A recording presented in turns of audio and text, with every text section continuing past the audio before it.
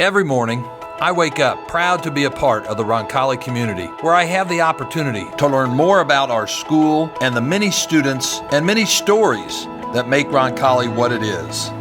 These stories are woven into the very fabric of who we are, what we do, and where we go from here.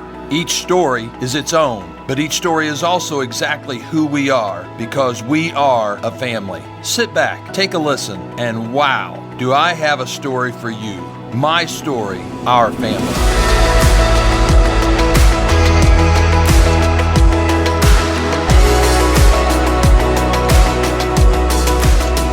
My story, our family. Meine Geschichte, unsere Familie. My story, our family. Hi, I'm Grace Cassiero. I'm a senior at Roncalli High School. I'm on the board of Anna's Celebration of Life Foundation, and I'm really involved in service here at Roncalli. I have a brother here. He's a freshman. His name's Sam. He was pretty nervous transitioning from grade school to Roncalli. I too struggled a little bit just shifting from, just new surroundings, new environment. I told him Roncalli is just the most welcoming place. The teachers are so approachable. You never feel like you're alone. You always have someone to turn to. Growing up in a Catholic family, it wasn't always my decision. It was kind of just going through the motions for a while. I wasn't sure what faith would mean to me as I got into high school. But as I transitioned and Roncalli was just so centered around faith, it became more of my choice to keep pursuing that as I got older. Going into high school, I've been on 2 mission trips. I went to New Orleans and I went to Nashville, Tennessee.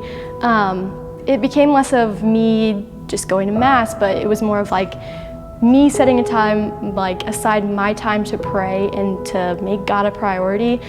Just being involved in service and evangelizing those around me has become definitely more of my decision, and it's really impacted my life. Once you realize that service shouldn't be like an obligation, it's more of like your personal experiences, it makes it so much easier to have an open heart and really try to focus on what God or what other people are trying to tell you through others. Especially when I was in New Orleans, I'm kind of a reserved person, kind of more quiet when it comes to meeting new people. I'm kind of shy, but just taking the time to listen and have an open mind is it's awesome, because you never know what God's going to try to tell you through other people. Like I said, that was the first time that I really chose faith and chose God on my own. So I was kind of nervous and apprehensive of what that meant to me, what that would mean to me. But once I got there, that was really the first time that my eyes and heart had ever really truly been open to witnessing God. It was just so inspiring and just really has pushed my faith ever since then to this is something I want to continue to pursue. This is something I want to do as I continue to grow older.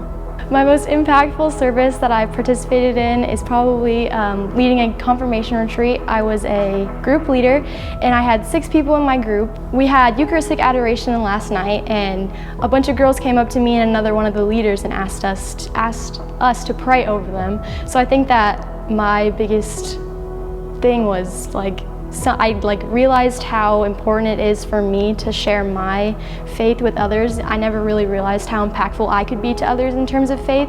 It was just so awesome to hear them come to me and ask me to pray over them, especially after when we were done. They were like, that was the first time I've ever heard or felt God's presence. It was just so awesome to hear that I had impacted their faith life. My name is Grace Cassiero, and this is my Roncalli story.